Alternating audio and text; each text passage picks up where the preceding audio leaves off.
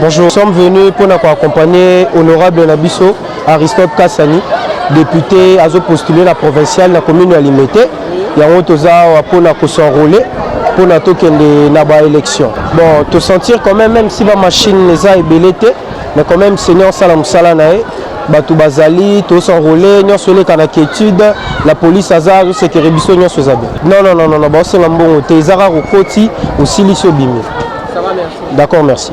Bonjour, je me présente au nom de Rachid Kapoko, étudiant en faculté de droit à l'Université libre de Kinshasa. Oui. Je suis venu, premièrement d'abord, je suis venu avec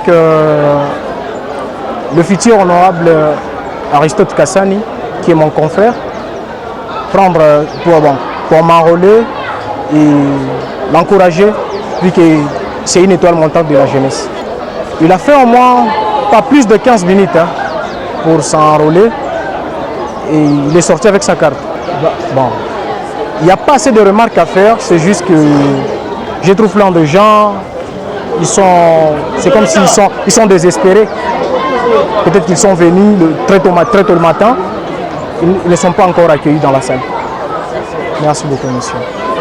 On a constaté en côté que nous avons félicité les policiers et que Bassali Moussala est bien. Reconnaître premièrement que je NASA aligné parmi les personnes handicapées et ils ont réussi à ça, ils ont réussi à me faire passer comme une priorité. On a félicité Séni. En tout cas, bateau, bazo senga bambongo wana arrêtez.